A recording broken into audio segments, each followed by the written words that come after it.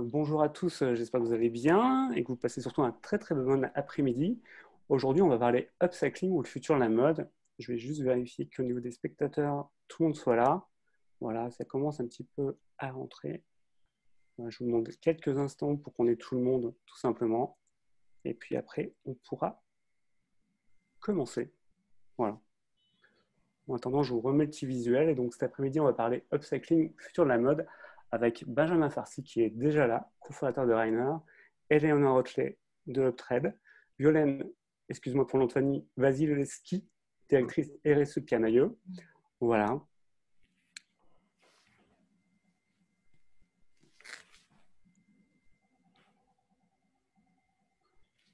Hop. Bon, je pense qu'on peut commencer. Hein. Il y a déjà une parfaite connexion. Merci Arzeki, c'est parfait. Donc, en fait, c'est une table ronde qui est plutôt interactive. Donc, si vous avez des questions, si vous avez des annotations, n'hésitez pas à nous envoyer des choses dans le chat. Nous, on se fera un plaisir de répondre avec grand plaisir. Et pour le début, je vais vous définir un petit peu ce que c'est l'upcycling. Tout simplement, c'est une pratique qui valorise les objets ou produits usagés en leur donnant une nouvelle vie plus qualitative. Et parmi les jeunes designers, on a vu Marine Serre, notamment qui promeut l'upcycling avec sa ligne Green.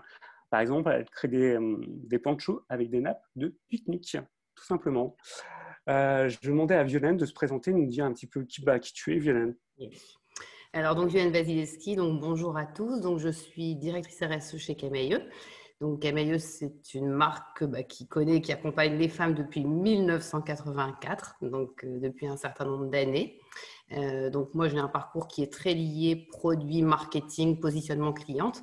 Et donc, j'ai repris la RSE, on a créé la RSE en 2015. Donc, c'est un sujet qui date de 5 ans. Avec la volonté, de manière tout à fait volontariste, d'intégrer tous nos enjeux sociétaux et environnementaux à notre activité. Et en sachant que c'est une démarche qui prend de l'ampleur chaque jour et qu'aujourd'hui, elle est vraiment inscrite comme un des éléments clés de la mutation de nos organisations et de l'ensemble de notre activité, en lien évidemment avec toutes nos parties prenantes. Donc, c'est un très gros sujet de la stratégie d'entreprise à ce jour. Parfait. Merci beaucoup, Violaine. Eleonore, tu pourrais nous dire un petit peu qui tu es? Bien sûr, donc bonjour à tous, moi c'est Eleonore Rothelet, je suis la cofondatrice d'Uptrade. Uptrade, c'est un bureau de sourcing raisonné qui sauve les fins de rouleau qui sont inutilisées chez les marques ou les fabricants et qui les met à la disposition de ceux qui vont savoir leur donner une seconde vie. Moi, j'ai un parcours plutôt axé sur le social, en fait, depuis très longtemps. J'ai travaillé pour des organisations, des ONG, des associations en France et à l'étranger. Et j'ai rejoint Charlotte depuis le début du projet. Ça fait 1 an et demi qu'on l'a lancé pour justement intégrer plus de circularité dans le monde de la mode et surtout parler d'upcycling. Parfait, joli programme.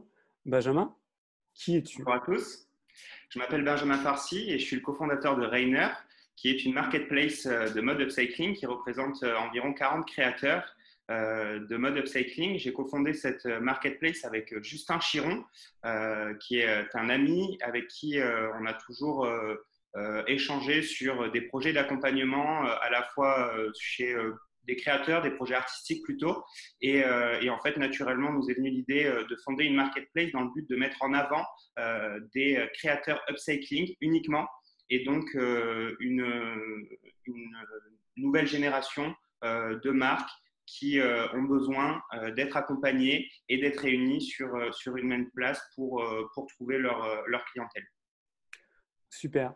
Afin qu'on vous connaisse encore plus, moi je voudrais savoir pourquoi vous avez développé un intérêt pour l'upcycling, pour ce sujet-là. Eleonore?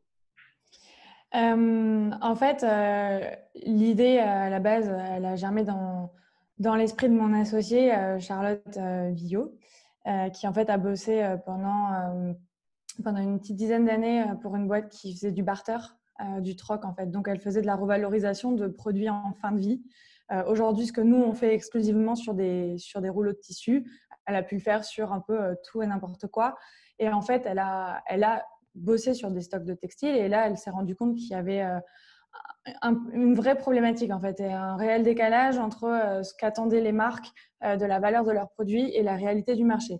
Donc, elle a approfondi le sujet, elle est devenue passionnée là-dessus et en fait, on s'est juste retrouvé devant des entrepôts pleins du sol au plafond de matières premières textiles inutilisées, malheureusement, qui soit finissaient détruits parce que les personnes qui possédaient ces stocks ne savaient pas quoi en faire, soit qui étaient juste stockés, mais ad vitam aeternam, sans avoir aucune solution pour les utiliser.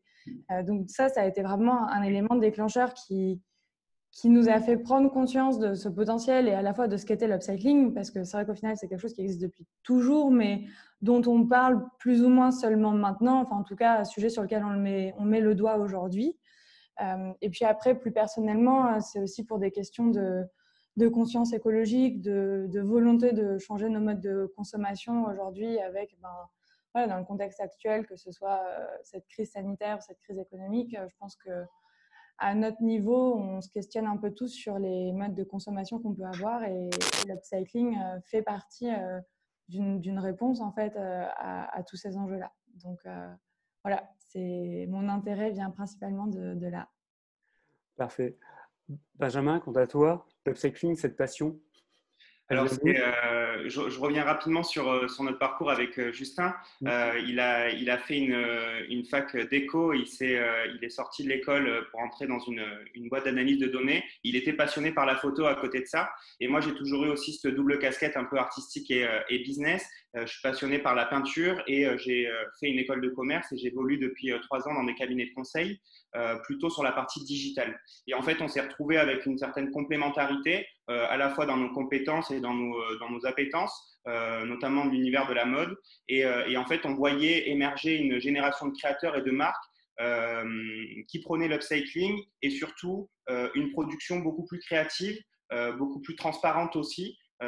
Et effectivement, qui nous a rapidement interpellés, à la fois au travers des savoir-faire qui étaient mis en avant par ces jeunes créateurs qui, la plupart du temps, sortent soit de grandes écoles ou alors de grandes entreprises et d'ateliers de production pour lesquels ils ont travaillé pendant des dizaines d'années, dans lesquels ils ne se retrouvaient plus forcément à terme.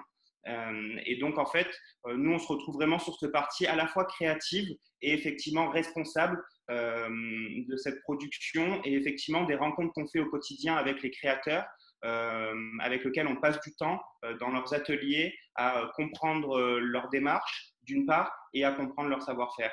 Et effectivement, on est tombé un peu amoureux de certaines histoires qu'on a pu découvrir au travers de la mise en place de ce projet. Parfait. Violaine, quant à toi, tu es chez Camaïeu, c'est un petit peu différent.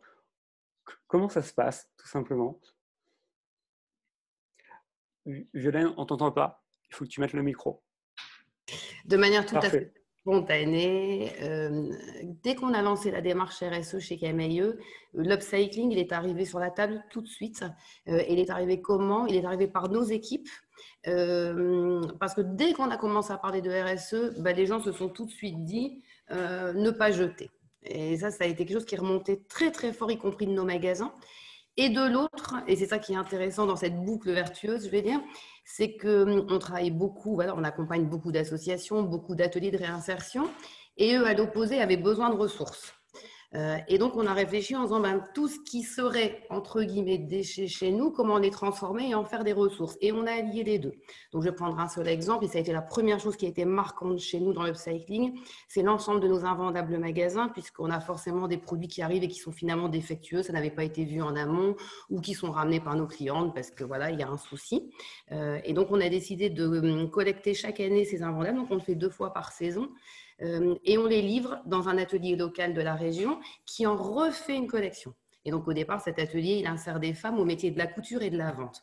Et en fait, cet atelier et d'autres nous ont proposé des produits qu'ils faisaient donc grâce à ce qu'on leur donnait. Et donc, c'est comme ça qu'on a lancé des lingettes démaquillantes, on a lancé des accessoires de cheveux. Là, pour Noël, on fait des emballages cadeaux en tissu.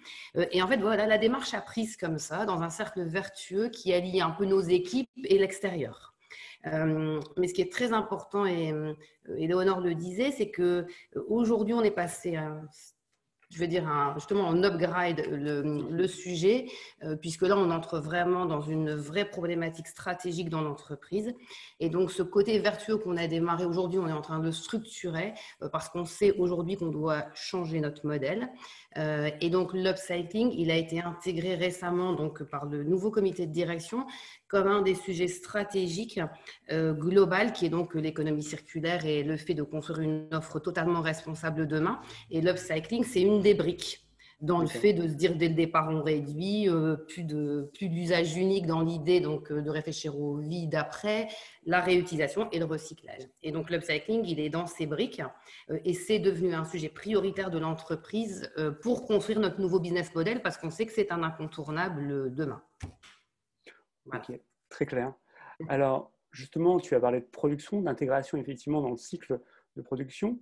Comment aujourd'hui, en fait, les marques intègrent l'upcycling dans la production et dans le retail? Toi, Benjamin, qui travaille avec des jeunes marques, ça se passe comment? Ou tu mets le micro? Micro. On va y arriver. On l'oublie. Essaye de parler. Benjamin? Je t'entends pas. On n'entend plus. Il faut que tu mettes le micro. Pardon, j'étais en mute. Effectivement, je veux bien vous présenter deux cas qu'on a chez Rainer de jeunes marques. La première, c'est Refaire Paris, qui est une marque de luxe qui a été créée par Alberto, qui a 46 ans et qui a travaillé pendant plus de 15 ans dans des grands ateliers, notamment chez Saint-Laurent et d'autres. Et il avait lancé une première marque avec un associé il y a de ça 4-5 ans. On était sur des collections qui représentaient environ 60 000 euros d'investissement, donc plutôt des grosses collections. Et il ne s'est pas retrouvé sur l'ambition de la marque et du coup, il a décidé de lancer à son retour à Paris sa marque qui est 100% upcycling. Et donc, lui travaille aujourd'hui dans un centre de formation pour pouvoir formaliser les savoir-faire et les processus upcycling. Lui, son savoir-faire clé, c'est la revalorisation de carrés de soie.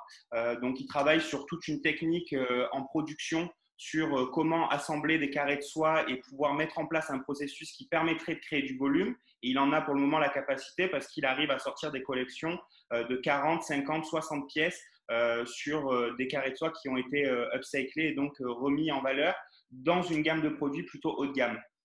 Donc ici, on a vraiment un exemple d'une marque qui fait un travail de fond et parfois de fourmi dans la recherche de matières premières. C'est sa principale problématique à date.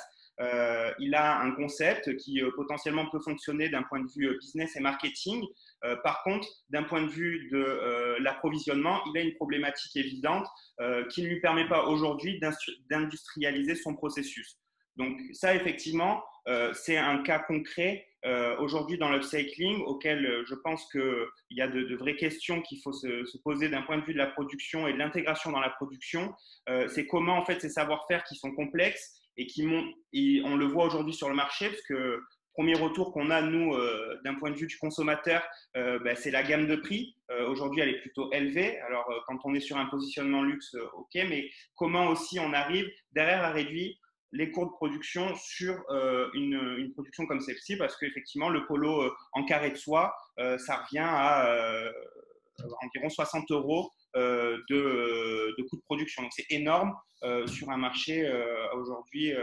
Et pour le prix de vente, c'est combien? Pour le prix de vente, donc on est aux alentours de 320 euros en distribution, donc en prix de vente classique. Et aujourd'hui, Refaire, donc typiquement, la question se pose sur la manière dont on distribue ces produits. Et donc là, il y a de nouveau des problématiques qui se posent parce qu'on est sur des tissus et des matières premières qui sont chinés, qui sont récupérés, dont on a dont il est difficile de catégoriser et donc de répondre à une demande wholesale.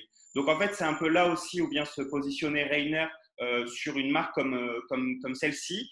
C'est d'arriver d'une part à lui apporter une réponse digitale via sa marketplace et d'autre part essayer de lui permettre de structurer une offre auprès du consommateur directement et donc peut-être d'arriver à se créer cette clientèle et se développer. Donc, ça, c'est un premier cas. Et effectivement, le second, dans l'upcycling, c'est ceux qui vont utiliser, les créateurs qui vont utiliser des produits finis pour les revaloriser, pour les remettre au goût du jour, via différents savoir-faire à nouveau qui sont parfois expérimentaux et parfois très aboutis. Et nous, en fait, au travers du développement qu'on a sur le projet Rainer et de la rencontre qu'on fait avec les créateurs, on discerne bien deux tendances dans la manière de produire. Celle qui a plutôt intéressé Éléonore de son côté sur la revalorisation de chute de tissu. On a pratiquement la moitié des créateurs qui sont sur ce business model-là et qui, je pense, a un vrai impact sur à la fois la production et sur la distribution derrière. Et d'un autre côté, et qui là est beaucoup plus petite, beaucoup plus expérimentale, on revalorise des produits finis pour en créer une pièce unique, exclusive et qui on ne retrouverait pas ailleurs. Donc, et là, on a une créatrice comme La Fameuse, par exemple, qui est vraiment sur un travail artisanal. Et aujourd'hui, moi, je n'ai pas vu qui arrive à industrialiser cette partie-là de revalorisation du produit fini. Type la fripe, type des stocks déchus de grandes boîtes, par exemple. Benjamin, c'est très clair. Éléonore, toi, sur la partie tissu, fin de rouleau, ça se passe comment? Alors nous, ce qu'on constate avec Uptrade, c'est qu'effectivement, il y a plusieurs façons d'intégrer l'upcycling en fait, ou d'y venir. La première, et c'est ce que disait Violaine, c'est cette idée de réintégrer des stocks dormants en fait, au sein même de sa propre marque, sous d'autres formats, là, que ce soit via des accessoires ou via des lingettes, etc. Voilà, c'est déjà ça permet de réutiliser des stocks qui n'étaient pas utilisés. Donc ça, c'est la première chose qu'on constate. Le deuxième point, ça va être cette idée de faire des collections capsules aussi. On a des marques qui sont pas forcément, enfin en tout cas de prime abord quand elles se sont construites et qu'elles se sont développées, n'étaient pas forcément engagées ou n'avaient pas forcément cette volonté d'éco-responsabilité, mais qui aujourd'hui souhaitent le devenir. Et du coup, pour réussir à prendre ce virage, comme on sait, c'est très compliqué du jour au lendemain, on ne peut pas changer toute la chaîne de production, mais c'est du coup d'y aller pas à pas. Et pour ça, on va d'abord se tourner peut-être vers des collections capsules. Donc pour ça, effectivement, soit elles peuvent réutiliser pour ces collections capsules des stocks dormants de leur propre marque si elles en ont, soit elles font par exemple appel à nous pour trouver des tissus qui sont existants. Le troisième point qu'on voit, c'est aussi cette idée auprès des créateurs ou des DA, c'est de penser un peu différemment sur cette idée de création.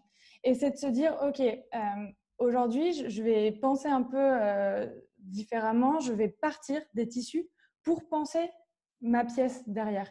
Et pas l'inverse. Pas dessiner une robe en se disant je souhaite qu'elle soit comme ci, comme ça, qu'elle ait telle tombée, qu'elle soit floue, et donc je vais aller chercher le tissu en conséquence. Non, on va rentrer dans un autre processus. Et je pense que c'est ça aussi qui est propre à l'upcycling, c'est de partir vraiment de la matière pour engendrer le processus créatif derrière. Donc ça, c'est ce qu'on peut voir aussi auprès des marques avec lesquelles on travaille. Et enfin, le dernier point, c'est de pouvoir aussi côté nous, ce qu'on appelle nos fournisseurs, mais c'est tous les acteurs qui ont des stocks en fait, c'est de réussir à mettre à disposition leurs stocks dormants. Ce qui est aussi un réel enjeu pour justement stimuler tous ces processus d'upcycling, parce que c'est pas si facile que ça de mettre les stocks dormants à disposition. C'est une nouvelle approche en fait de la gestion des stocks et de la gestion de la production, parce que il y a plein de personnes qui, malheureusement, par manque de temps ou autre, ne font pas de suivi de leur gestion de stock. Et du coup, c'est très difficile d'avoir un état des lieux de ces stocks dormants, de pouvoir les réutiliser. Et là, c'est un point sur lequel on a besoin aussi de travailler pour pouvoir justement derrière stimuler des projets d'upcycling. Ok, très clair. Juste une petite précision pour les questions dans le chat, on répondra à la fin et on répondra quasiment à toutes les questions. Violaine, tu as commencé à aborder effectivement chez Camaïeu ce changement de mentalité. Durant la préparation, en fait, on a échangé ensemble. Tu m'as dit que vous étiez très proche de vos consommatrices. Comment en fait vous les intégrez dans vos nouveaux choix de collection, ainsi de suite?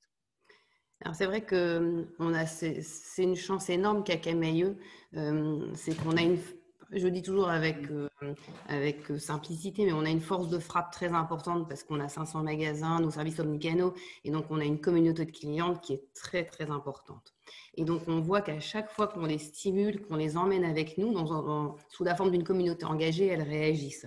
Et j'expliquais, c'est vrai qu'en préparant le webinaire à Fabrice, que j'avais été contactée par une association qui s'appelle Mon Bonnet Rose, et en fait, ils recherchent à confectionner des bonnets de chimiothérapie. Les hôpitaux en ont un besoin énorme. Et donc, ils m'ont contactée en disant, et pourquoi ils m'ont contactée? Parce que Camaïeu, les t-shirts, les petites pièces, et en fait, ils partent de t-shirts en coton, tout simplement. Et donc, on a monté ensemble un petit partenariat en disant, on va demander à nos clientes de tous les t-shirts qu'elles ont dans leurs armoires qu'elles ne portent plus. Et en plus, celles qui savent coudre, on va leur envoyer le tuto. Et on ne pensait pas qu'on aurait un tel succès sur cette action. Nos magasins, bien sûr, ont servi de point collecte et nous, on a organisé le transport vers l'association qui est organisée vers les hôpitaux. On a eu des colis et des colis de bonnets qui ont été confectionnés. Donc, en partant de t-shirts et juste avec un tuto. Donc, nous, ce qui nous fait aussi beaucoup avancer chez Camaïeu, c'est aussi toute cette rencontre qu'on a avec nos partenaires qui ont, comme je vous le disais, des besoins. Et nous, on essaye d'y mettre nos actifs. Après, nous, on sait que ça, c'est une façon de concevoir l'upcycling. L'autre, pour nous, en effet, c'est d'aller au-delà et de repenser à notre modèle. Et donc, moi, je rejoins ce qui était dit tout à l'heure. Je pense que le premier sujet pour nous, c'est la qualité. C'est d'avoir en tête d'être sur des produits de qualité qui font que dès l'amont du produit, et je rejoins ce qui a été dit sur l'éco-conception, dès le moment où je pense à mon produit, où je le crée, je sais déjà que mon produit n'aura pas une vie, mais plusieurs. Et donc ça, c'est un énorme travail à faire et qui va être à faire avec nos équipes et avec en effet nos consommatrices. Donc il y a un rôle d'éducation et de formation, mais qui est vrai aussi avec nos équipes. On leur demande quand même aujourd'hui, on va demander à une styliste de penser quand même totalement différemment d'avant. Et c'est pareil avec nos consommatrices, la façon dont elles vont prendre soin de leurs produits, dont elles vont l'utiliser, dont elles vont se dire mais je peux en faire autre chose, je peux le donner, je peux le revendre, on voit les vide-dressings qui se développent partout, voilà, je peux le rapporter dans la marque parce qu'elle va en faire autre chose. Voilà, donc il y a pour moi cette notion de sensibilisation, d'éducation à faire. Et moi, j'ai toujours cru en la force du collectif parce que dans tous les projets RSE que je mène, je vois que ceux qui ont le plus d'impact, c'est quand on est tous réunis. Les marques, parce qu'on a beaucoup de projets ensemble aussi, les consommateurs, les clients, les équipes. Et c'est ça qui fait la force des projets aujourd'hui. Parfait. Maintenant, je voudrais aborder ce que Benjamin et Eleonore, vous avez commencé à évoquer, le problème du volume, en fait, volume par les coûts, et notamment du business model. Parce qu'effectivement, vous nous parlez d'upcycling, donc un vêtement qui est upgradé, donc qui va être plus cher. Donc aujourd'hui, effectivement, comment, à un moment, je trouve un modèle économique qui va être, entre guillemets, bon pour le consommateur, bon pour la marque. Voilà, aujourd'hui, quelle piste de réflexion vous avez par rapport à ça? Et aussi, moi, je serais très curieux chez Camaïeu, l'upcycling, ça représente quoi? 2%, 5%, je ne sais pas. Comment ça se passe? Est-ce que c'est marginal ou au contraire, c'est en progression? Comment, à votre niveau à vous, vous voyez les choses émerger et aussi vers quelle tendance on va aller? Et Léonore, peut-être, si tu veux commencer par rapport à ça. Je sais que c'est une question pas simple. Hein. Ouais, c'est pas simple du tout. Moi, ce que je vois, en tout cas avec Uptrade et quand je parle vraiment de matière première vierge, en fait, qui est sur rouleau et pas de post-consumer qu'on modifierait, c'est déjà que, surtout dans la situation actuelle, le fait de faire de l'upcycling et peut-être de venir chercher des rouleaux chez Uptrade, on a un réel gain de temps sur les délais de production. Parce qu'aujourd'hui, l'industrie est quand même fortement impactée. On voit des ateliers de confection qui sont surchargés, qui ne peuvent plus prendre les commandes parce que voilà, tout est ralenti et que derrière, même au niveau de la production, chez des fabricants, ça l'est aussi. Donc déjà, utiliser de la matière qui existe, on est capable de gagner en délai sur cette production-là. Ensuite, en termes de volume, en fait, on part… alors, c'est compliqué parce que forcément, quand on pense économie d'échelle avec des volumes plus importants, là se pose la question quand on fait de l'upcycling. Maintenant, c'est une nouvelle approche. L'upcycling a aussi, a priori, quand on parle d'upcycling, on produit a priori plus localement. Et c'est toujours pareil, plus c'est un mouvement qui va se développer et s'intensifier, plus on va être en capacité de relocaliser certains métiers et plus les coûts risquent de diminuer. En fait, c'est ce que dit Violaine Benjamin, le collectif, c'est ce qui va permettre toujours d'avoir des prix plus abordables et de plus forcément se tourner vers des pays en Asie ou autre part dans le monde pour des coûts de production et de main-d'œuvre moins chers. Après, on a aussi cette notion et cette volonté de partir de plus en plus du besoin du client. Parce que pareil, l'upcycling, ça va permettre de faire des collections a priori plus raisonnées parce que moins de volume. Ça permet peut-être aussi, in fine, d'avoir moins de stock, moins de produits qui nous restent sur les bras parce que ça n'aura pas été vendu. Donc, il faut vraiment réfléchir dans le sens où on va peut-être faire des collections plus petites en termes de nombre de pièces. En revanche, on est peut-être davantage certain de les vendre. On voit en ce moment, il y a beaucoup de précommandes qui se font justement parce que ça permet derrière de pallier à cette histoire de « Ah ben mince, en fait, j'ai produit 1000 pièces, j'en ai vendu que 50, qu'est-ce que je fais des 950 restantes ?» Donc, c'est vraiment plein de questions qu'il faut se poser et c'est un ensemble, en fait. La structure de coût est toujours compliquée, mais c'est plein de petites briques qu'il faut prendre en compte et qui vont permettre dans le futur d'avoir des coûts plus intéressants. Très clair. Benjamin, ton avis par rapport effectivement au business model de l'upcycling?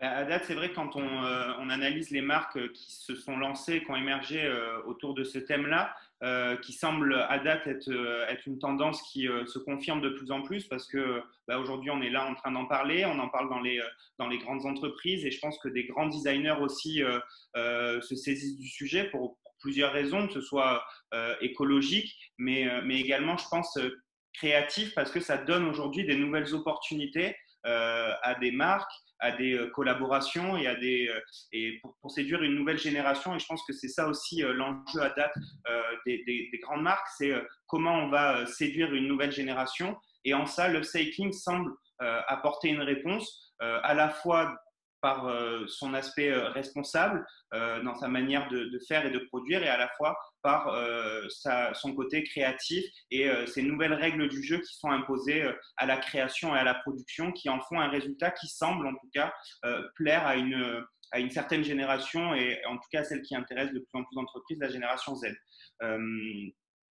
Pour ce côté unique, effectivement, et à terme qu'on pourrait penser aussi de personnaliser ou en tout cas d'exclusivité dans le sens où, comme le disait Léonore, on est sur des productions à date qui sont locales, qui sont encore artisanales et effectivement, ça limite les business models de ces marques dans leur développement et je pense que ce qui va pouvoir permettre à la fois à l'upcycling de se confirmer et de permettre du coup de se démocratiser, donc de continuer à permettre à des petites marques d'émerger grâce à ces techniques parce que ça permet d'optimiser tes coûts de prod, comme ce qu'on lui connaît comme avantage dans tous les ateliers qui font toujours sens auprès de ces marques-là.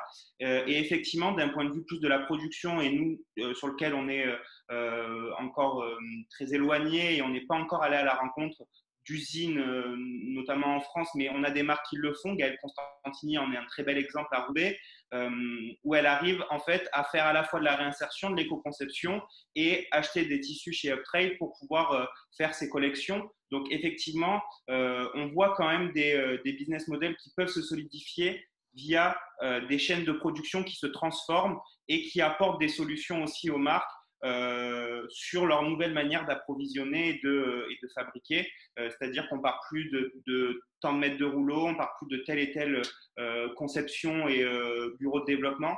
C'est aussi aux usines, je pense, à un moment donné, d'arriver à porter ce sujet aussi. Parfait.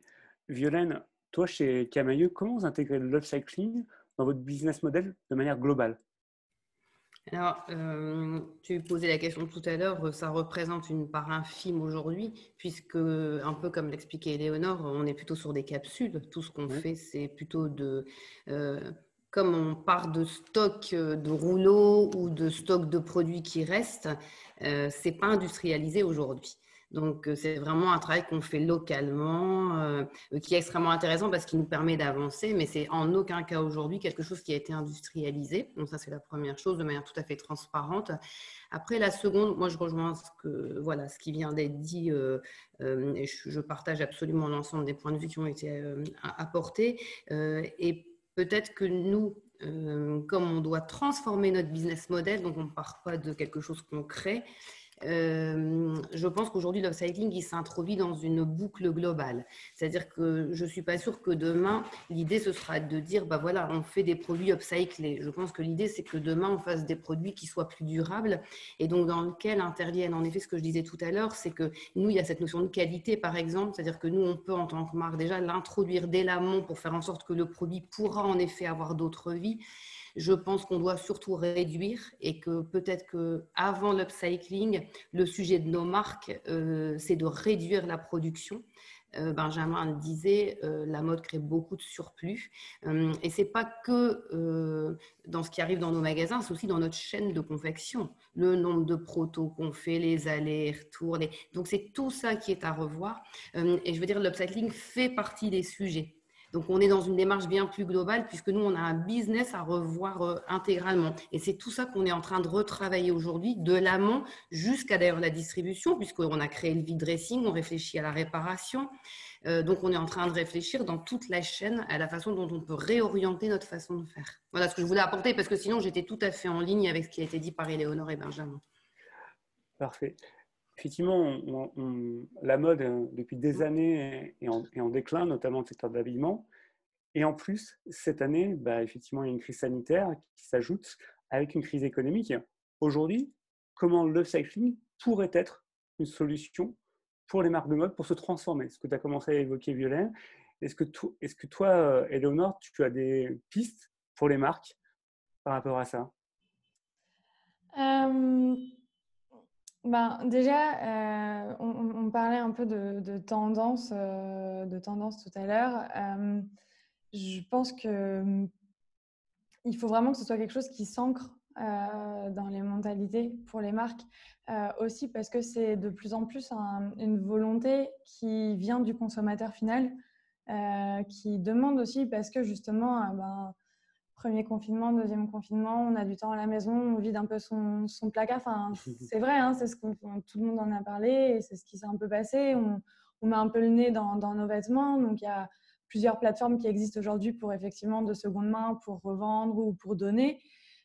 On s'interroge du coup sur ces modes de consommation. Et si le consommateur final s'y intéresse, forcément, la marque qui, elle, va vendre à ce consommateur final est aussi obligée de s'y intéresser.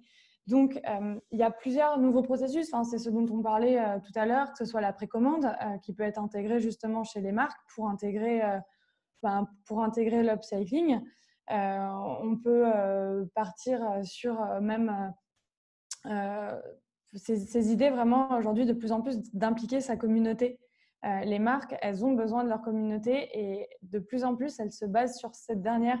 C'est-à-dire que, par exemple, on va aller questionner ces consommateurs en disant, voilà, aujourd'hui, j'aimerais développer ce nouveau pull. En revanche, j'ai besoin de votre aide. Selon vous, enfin, qu'est-ce que vous voulez? Vous voulez un col rond? Vous voulez un col en V? Vous voulez du rouge? Vous voulez du rose, du vert? Enfin, pour essayer, au final, de développer un produit qui soit au plus proche des besoins. Et c'est ce qui va permettre vraiment c'est une solution pour intégrer l'upcycling et c'est une façon de le faire pas à pas, encore une fois, et de le faire de façon intelligente parce que c'est toujours pareil. Je pense qu'aujourd'hui, on met beaucoup en avant les surproductions de tout. Hein. Là, on parle de la mode, mais ça pourrait être appliqué à n'importe quel autre domaine. Et donc, l'idée, c'est aussi, en parlant de durabilité, de qualité, c'est aussi de se questionner sur... Certes, il y a de la créativité, mais comment je peux être à la fois créatif et à la fois répondre à un réel besoin et pas forcément créer plein de choses qui sont toutes plus ou moins superflues. Donc, il y a ce réel questionnement aussi je pense, auquel les marques pensent de plus en plus parce qu'elles se rendent compte qu'il y a une modification des mentalités et des modes de consommation. Très bien. Benjamin, toi qui travailles des marques qui sont 100% upcycling ou upcyclées, comment elles s'adaptent par rapport à cette crise que nous vivons actuellement? Je pense qu'effectivement, on est comme le disait Léonore, on est dans une vraie transformation culturelle qui nous est à la fois imposée et en même temps qu'on pressentait depuis quand même quelques années. À aujourd'hui, et Rainer, c'est un peu l'essence et l'ADN de ce projet. Il est né pendant le confinement, aussi comme étant une potentielle solution à des jeunes marques et aussi plus globalement, et c'est un peu notre ambition à long terme, mais à l'industrie, en se disant, en rassemblant un certain nombre de références, on apporte une solution aux consommateurs pour pouvoir choisir un vêtement qui soit plus responsable et qui garde ce côté stylistique, parce que c'est quand même ce sur quoi on met l'accent chez Rainer aussi, c'est de démocratiser une mode plus responsable. On pense que l'upcycling il répond aussi à cet enjeu ce double enjeu, on va dire, de responsabilité et de style auquel n'a pas forcément répondu certaines marques éco-responsables avec cette tendance de mode durable, etc. Et c'est vrai que nous, on voit un peu un potentiel dans cette production et effectivement quelque chose d'intéressant. Maintenant, par rapport à la crise et ces marques, elles sont toutes impactées forcément. Pourquoi? Parce que l'upcycling, c'est très intéressant sur le digital, c'est de très beaux contenus, ça donne envie et ça engage la communauté parce que ça permet de créer du contenu interactif avec du do-it-yourself, avec de la couture, des contenus qui plaisent aujourd'hui à une certaine génération. En revanche, ça les bloque sur leur capacité à se développer parce qu'on a un enjeu à se rendre en physique pour rencontrer le consommateur, pour montrer les produits. Et effectivement, cette crise, elle a un double impact positif dans le sens où elle a fait émerger ses créations, elle a permis à aussi une génération et à des personnes de changer profondément et même d'aller vers de la reconversion. Donc nous, c'est ce qu'on espère aussi voir de plus en plus émerger. En fait, c'est que la couture redevienne aussi un peu plus accessible et peut-être que le consommateur, au lieu de se poser la question de combien de pièces il va pouvoir mettre dans son panier, et bien peut-être de plus se poser la question de combien de temps il va garder cette pièce ou combien de temps cet achat va lui durer finalement. Donc effectivement, la crise, je pense, a un impact pour tout le monde et en même temps, nous, on le voit comme un potentiel et c'est ce qu'on continue à travailler aussi avec les marques parce que voilà, un changement de culture, de consommation et on se doit de penser effectivement, comme le disait Violaine, beaucoup plus global, à la fois depuis la production et la conception, intégrée au processus de fabrication jusqu'à la distribution pour apporter un vrai message. Et nous, on se bat aussi un peu contre tout ce qui est greenwashing parce que effectivement, c'est très facile pour un grand groupe de se donner de la visibilité sur une collection capsule. Ça l'est moins pour une petite marque d'expliquer tout son savoir-faire et tout le temps qu'il passe au quotidien pour essayer de mettre et de faire les choses différemment. Et donc nous, Rainer, c'est aussi ça l'idée, c'est de trouver l'équilibre et de faire interface entre le petit créateur et le grand groupe. Ils sont complémentaires. Super. Violaine, justement en tant que Covid, comment Camaïeu s'adapte et comment adapte l'upcycling au sein de Camaïeu?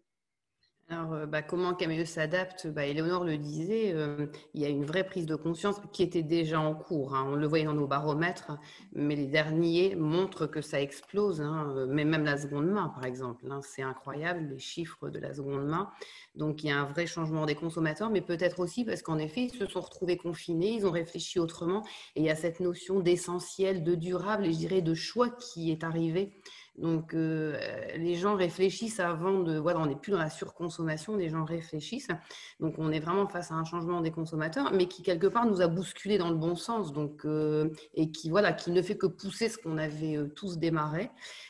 Après, moi, je pense que cette crise sanitaire, il a fallu qu'on fasse autrement. Donc, Léonore le disait tout à l'heure, mais c'est comme ça que nous, on est allé se dire, mais tiens, on a des stocks de tissus. Mais tiens, voilà, cet asso qui cherchait pour faire des bonnets, mais tiens, mais nous, nos clientes en ce moment, elles sont chez elles, nos magasins sont fermés, donc tout le monde est en activité partielle, mais proposons-leur, envoyons le tuto. Donc ça nous a fait raisonner différemment. Et donc je rejoins ce que disait Benjamin, dans cette crise qui est économiquement extrêmement compliquée quand même, hein, ça, on ne va pas se voiler la face, mais ça nous ça nous oblige aussi à nous remettre en question et à chercher d'autres solutions. Et donc, bah oui, nous, il y a eu plutôt cette démarche de gens qui a cherché en se disant, mais qu'est-ce qu'on peut faire? Voilà, comment on peut rendre service autrement? Comment on peut utiliser les choses? Et là, on se rend compte que bah, quelque part, il y a des ressources qui existent, il y a un gain de temps parce qu'on travaille plutôt avec des ateliers locaux. Donc, voilà, il y a plein de nouvelles choses qui sont arrivées et qui aident finalement à continuer le projet d'aller vers une mode plus durable. Donc, la crise n'a pas été un frein, au contraire, moi, je pense qu'elle est en train de le pousser. Super. Je vais vous poser une dernière question. Après, on passera aux questions dans le chat, notamment Areski qui nous a posé 3 questions. Elle est très motivée. Moi, ce qui m'intéresse, c'est maintenant, si je suis un consommateur, est-ce que, d'après vous, l'upcycling est juste une tendance ou, effectivement, il va s'inscrire sur la durée? Benjamin, je suis sûr que tu as un vrai avis par rapport à ça. Oui, on a un vrai avis. À date, je pense que c'est une tendance qui confirme son potentiel. Alors, on espère bien évidemment que ça va se confirmer auprès du consommateur. Nous, notre enjeu et ce qu'on cherche à savoir aussi avec Rainer, c'est est-ce qu'il y a une cible upcycling et est-ce qu'il y a en fait une génération qui a un upcycling et par quoi ça passe? Est-ce que c'est effectivement lui parler de la production et de l'origine des matières premières, ou est-ce que finalement c'est plutôt la partie créative et stylistique qui va l'animer? Est-ce que c'est le fait qu'il y ait un jeune créateur, ou est-ce que ce soit une grande marque qui s'engage? Donc nous, en fait, on est vraiment dans cette exploration au sujet de l'upcycling. Ce qu'on est convaincu, en tout cas, c'est que culturellement, le consommateur change, le local revient aussi de plus en plus, et donc il y a un enjeu forcément à accompagner, conserver, pouvoir faire se démocratiser en tout cas des savoir-faire, des productions. Et nous, on voit aujourd'hui 40 créateurs sur la marketplace, c'est potentiellement 40 ateliers locales, pour la plupart à Paris et certains en province, parce que c'est aussi un enjeu pour nous, c'est de faire des ponts entre la province et Paris, à la fois pour les savoir-faire, pour le réseau et pour le potentiel de chacun. C'est la collaboration. Mais effectivement, pour nous, c'est quelque chose qui va se confirmer. Par contre, sur la forme, je ne suis pas sûr que d'un point de vue marketing, si du coup on parle plus de ce sujet, Fabrice, je ne suis pas sûr que d'un point de vue marketing, il fasse faire la même erreur que ce qu'on a fait avec l'éco-responsable et d'aller vendre uniquement de l'upcycling et que ce soit le seul message, comme le disait aussi Violaine tout à l'heure. Et je pense qu'il faut que ça aille plus loin que ça. Aujourd'hui, nous, ce que ça nous permet d'identifier, c'est effectivement une génération de créateurs qui est motivée, qui crée différemment, qui produit des choses qui sont différentes et qui crée aussi avec leurs clients une relation que des grandes marques aujourd'hui n'ont pas réussi à créer, en les engageant effectivement via de la précommande, en les intégrant dans le processus. Et donc en ça, je pense que c'est un laboratoire qui va servir à tout le monde, à condition qu'effectivement on arrive à créer les liens, parce que forcément il ne faut pas oublier l'aspect financier là-dedans, et cette contrainte-là qui malheureusement reste sur le marché de la mode un enjeu au quotidien pour tout le monde, que ce soit, c'est d'énormes barrières à l'entrée. Très clair. Violaine, ton avis par rapport effectivement à cette tendance de l'upcycling pour les consommateurs? Ben moi, oui, je pense que c'est un sujet plus global. Je pense que ce sera aussi ce qu'on en fera. C'est-à-dire que, on parlait tout à l'heure de formation, de sensibilisation aux consommateurs. Je ne pense pas que ce sera court terme si ça devient en effet un enjeu pour l'ensemble des marques de revoir leur façon de travailler. Et je pense qu'on est vraiment dans une ère de transparence, hein, on le voit. De toute façon, nous, marques, on nous demande maintenant où produisez-vous, comment produisez-vous, qu'est-ce qu'il y a dans les produits, comment les faites-vous. Et ça ne s'arrêtera pas, on le sait. Et on va vers la transparence aujourd'hui. Donc, moi, je pense que c'est même un rôle de la marque, certainement. Et quand on a la chance d'avoir une grande communauté de clientes, en tout cas ce qui est le cas de Camaïeu, nous, on sait que c'est pour nous un énorme panel parce qu'on les sollicite de plus en plus. C'est-à-dire, en effet, on leur pose des questions. Tout ça lié à la data, du coup, parce que forcément, ça nous permet de collecter. Donc, on a une data qui est extrêmement développée. Tout ça, c'est des outils formidables pour avancer sur le sujet. Donc, moi, je crois aussi beaucoup à la façon de les intégrer. Et à partir du moment où elles sont intégrées dans le modèle, ce sera du long terme. Parfait. Éléonore? ton avis? Bah, je rejoins totalement Violaine et Benjamin, hein. Enfin, je pense qu'effectivement, c'est un phénomène qui ne peut que prendre de l'ampleur et ne peut que se démocratiser. Évidemment, il faut qu'on l'aide. À partir du moment où c'est quand même, enfin, l'upcycling a plus ou moins été mis en lumière ces dernières années aussi en réponse à des enjeux environnementaux et sociétaux. Et malheureusement, je pense que ces enjeux-là vont persister. Donc, l'upcycling ne peut que persister et s'amplifier pour répondre en partie à ces enjeux-là. Et effectivement, il y a, je pense, à la fois un enjeu de sensibilisation et effectivement de transparence. Enfin, nous, on le voit, au final, ce que nos clients recherchent, c'est la traçabilité des tissus. Enfin, c'est quelque chose qui aujourd'hui est indispensable parce que voilà, dans cette logique de transparence, on a envie de savoir d'où vient le tissu, on a envie de savoir dans quelles conditions ça a été produit et on souhaite aussi mettre en avant tous ces acteurs qui travaillent sur cette chaîne de production, que ce soit des fabricants français ou européens qui ont des savoir-faire incroyables et qu'on souhaite aussi, via notre action, soutenir pour potentiellement essayer de relocaliser derrière un minimum la production vers la France ou vers l'Europe. Et effectivement, l'upcycling fait partie d'un de ces moyens pour le faire.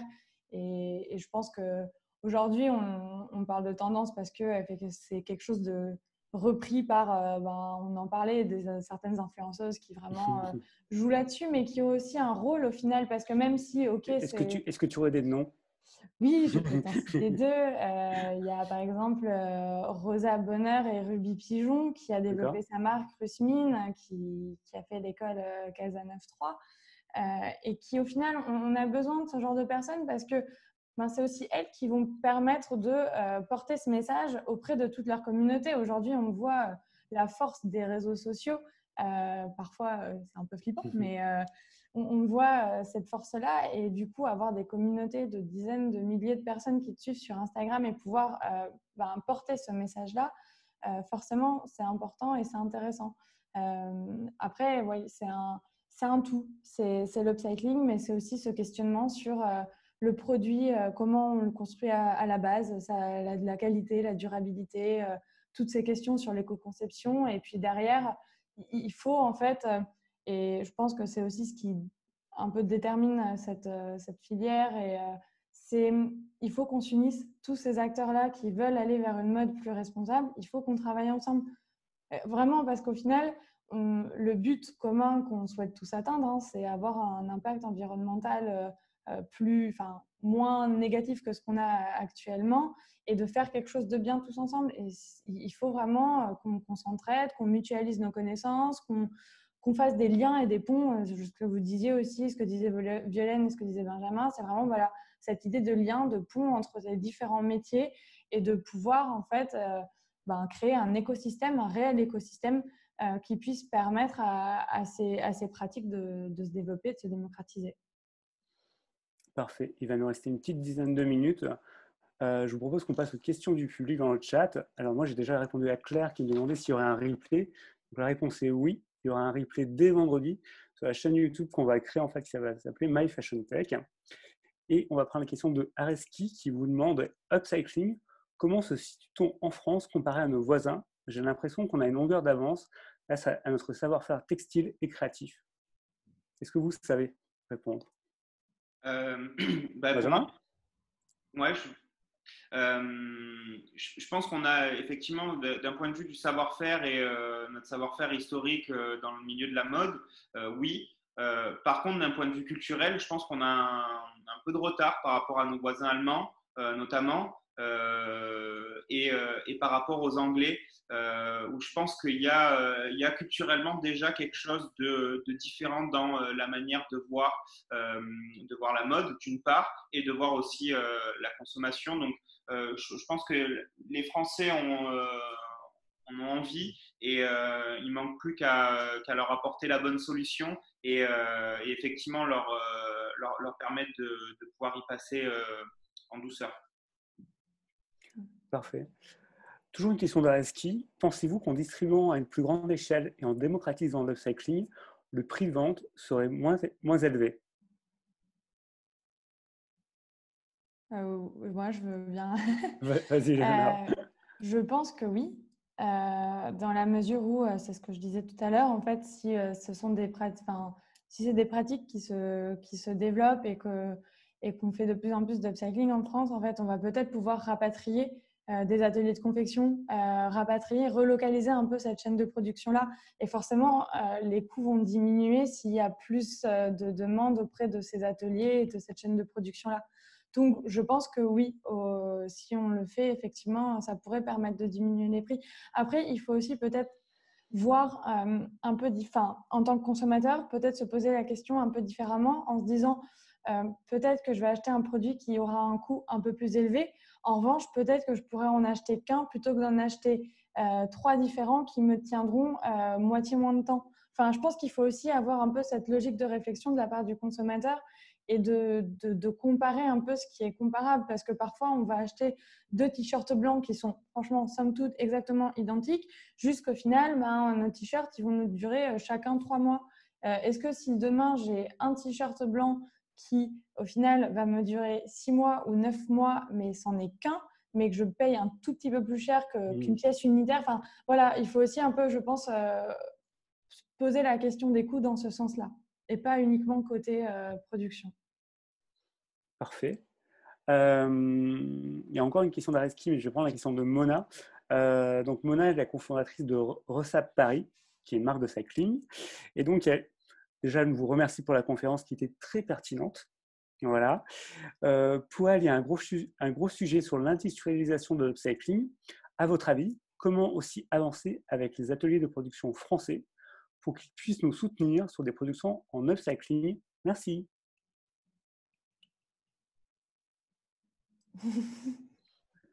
Qui c'est qui veut répondre? Des ateliers de production. Benjamin?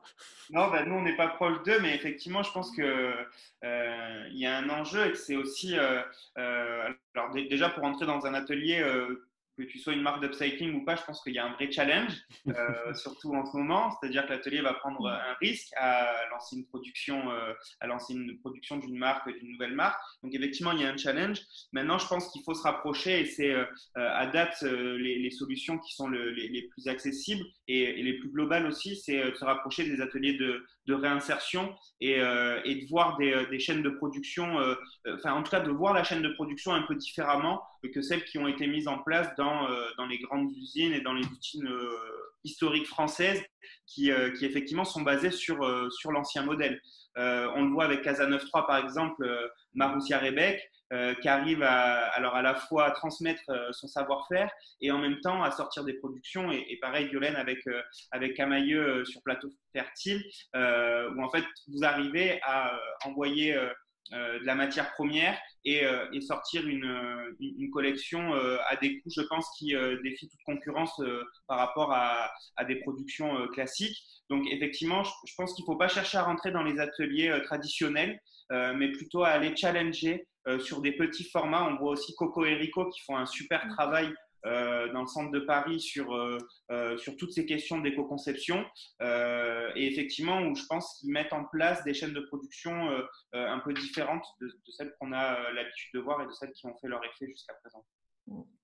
Parfait. Violaine, tu veux rajouter quelque chose par rapport à ça? Oui, je pense qu'on voit, enfin moi je le vois au travers des marques que je côtoie parce que comme le disait Léonore, on travaille quand même tous de concert et ça c'est important. Il y a pas mal de marques qui aujourd'hui essayent de relocaliser, donc mais sous des formes différentes en effet. Et voilà, c'est pas le fait de reproduire ce qu'on a connu, c'est de le faire autrement. Donc, je sais qu'il y a même avec Fashion Green Hub le projet de la création d'une école de production textile. Enfin, voilà, il y a plein de sujets qui sont en train d'émerger dans lesquels les marques essayent aussi d'être partenaires pour faire bouger les choses. Mais oui, je pense qu'il faut le voir dans d'autres façons de le concevoir. Parfait. On va prendre une dernière question toujours à Reski. Inclure un système d'avis sur les sites internet des marques afin d'avoir un retour direct sur les produits vendus et ainsi s'adapter pour la suite de la production. Si je peux répondre, là, je peux vous dire Vas-y. que nous, quand on parle d'une communauté engagée, on a aujourd'hui pas mal de communautés de clientes qu'on fait complètement participer. On a même des femmes avec lesquelles aujourd'hui on crée nos produits. On l'a fait il n'y a pas très longtemps avec des pulls recyclés. Elles sont venues, elles nous ont donné leur avis, on essaie de leur expliquer, elles nous expliquent. Ça, c'est quelque chose qui s'est déjà fortement développé parce qu'on ne fera rien sans nos consommateurs. Donc ça, les avis clients, c'est quelque chose qui est déjà aujourd'hui très, très intégré. Parfait. Et si je peux ajouter quelque chose, je pense que Tu peux. c'est même intéressant de les prendre en amont en fait de la production parce que ça évite encore plus les potentiels déboires qu'on peut avoir par la suite parce que c'est pas toujours facile. Alors il y a par exemple Tekin qui va permettre de pouvoir réagir assez rapidement, effectivement, en milieu de production. S'il y a un produit qui fonctionne pas, finalement, ils ont cette flexibilité, cette agilité qui va permettre de basculer et de passer sur autre chose. En revanche, c'est quand même quelque chose qui, globalement, reste assez compliqué. Parce que au final, quand on produit quelque chose, souvent le tissu, et c'est pour ça qu'il y a tellement de stock de tissus, hein, c'est que le tissu est déjà produit et que malheureusement, même si on se rend compte que le produit ne marche pas, toute la matière, elle est déjà là. Donc, c'est peut-être même quelque chose à intégrer en amont de la production, en tout cas sur le moment de la conception du produit. Ok, super. Point juste par Benjamin? rapport à ça et je pense qu'effectivement c'est important et on discute beaucoup avec un lab qui s'appelle Scotoma Lab qui travaille sur de la visualisation 3D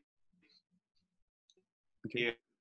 et je pense que c'est vraiment une réponse globale à la fois pour les grandes entreprises et également pour les petites marques. Il va falloir que ça se développe évidemment, mais en fait elle a un double enjeu cette visualisation, c'est en amont du processus, c'est d'arriver à des résultats qui se rapprochent énormément de la réalité et donc permettent à des productions de partir plus rapidement, en tout cas d'éviter les allers-retours et d'éviter les samples qui auraient pu être produits pour valider la collection.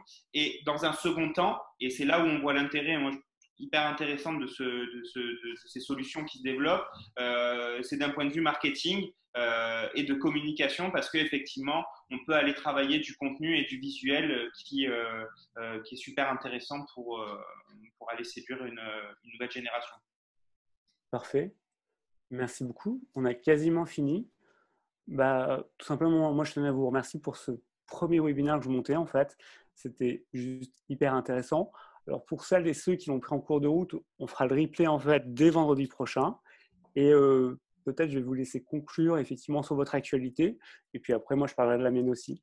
Peut-être. Éléonore, nous dire chez Uptrade ce que vous faites. Alors nous, actuellement, on travaille sur une plateforme, en fait, une sorte de marketplace qui serait destinée au B2B pour justement la revalorisation des stocks dormants. Parce qu'aujourd'hui, on le fait un peu de façon artisanale, hein, on s'est lancé et on fait comme on peut. Mais c'est vrai qu'avec les confinements et avec ce qui se passe en ce moment, on se rend compte de l'importance de la digitalisation de notre activité, même si à certains aspects, vous inquiétez pas, on souhaite vraiment garder l'humain au cœur de tout ça parce que nous, c'est quelque chose qui nous tient énormément à cœur. Mais pour faciliter ces échanges-là, pour gagner du temps, on a besoin d'automatiser toute une partie de notre processus. Donc, c'est vraiment ce sur quoi on travaille actuellement pour pouvoir proposer à tous nos clients une super plateforme qui leur permettra en fait, de trouver leurs pépites et de trouver les tissus qui leur permettront de confectionner leur collection. Parfait. Benjamin, ton actualité? Alors nous, c'est toujours continuer à faire grandir notre communauté de créateurs. On est à 40 aujourd'hui et on espère arriver à plus de 50 à la fin de l'année. Donc c'est apporter des réponses pour ces créateurs. Donc c'est développer un certain nombre de services pour les aider à se digitaliser, à se développer. Et d'un autre côté, on y travaille beaucoup aussi. C'est de se poser la question de savoir comment on peut adresser un service ou une réponse à des grandes entreprises pour faire le lien entre les créateurs qu'on représente aujourd'hui sur Rainer et les problématiques de revalorisation de stock, notamment de produits finis. Je pense on a des créateurs qui ont une vraie valeur ajoutée là-dessus, et de savoir en fait comment une grande entreprise peut se servir de l'upcycling comme étant un levier à la fois économique et de notoriété, parce qu'il ne faut pas oublier aussi que ça permet effectivement de travailler l'image dans le bon sens. On en est convaincu. Parfait. Violaine? Alors, nous, la RSE a intégré récemment la marque de manière très symbolique, parce que notre objectif, c'est vraiment de créer justement la plus grande communauté de clients engagés. Donc, on est en train de mener un gros travail avec nos clients pour avancer sur le sujet. Et la deuxième, et j'ai vu qu'il y avait une question, est-ce qu'il y a un enjeu de création d'un système de reprise comme le font certaines marques de téléphone? Nous, on travaille dessus dans le cadre de notre projet de l'économie circulaire, avec l'idée d'avoir des produits recyclables à l'infini. Donc, on pense notamment à nos intemporels. Donc, oui, nous, on le pense et on est en train de réfléchir au sujet. Voilà. Parfait. Merci beaucoup Violaine, merci beaucoup Éléonore, Benjamin. Quant à moi, je vous retrouve dès jeudi et vendredi pour Green Commerce avec mes amis de Fashion Green Days. Oui. Ouais, exactement. Et je crois que Camaïeu sera aussi présent. Ouais. Exactement. Et je continue la semaine prochaine ces webinaires pour My Fashion Tech, et on parlera digitalisation dans la mode, et je dois avoir un petit visuel à vous partager. Et donc, ça sera avec... Ah non, c'est pas celui-là. Attendez, juste 2 secondes, je vais y arriver. Je trouve très technique. Voilà, j'y suis presque. Non, décidément. Donc, je vous parlerai de digitalisation dans la mode avec Romain Blanco, le fondateur le CEO de The New Black, et François Xavier de Skyboy. Merci beaucoup, très bonne journée et à très très vite. Ciao, ciao, ciao. Salut. Merci, bonne journée. Bonne journée.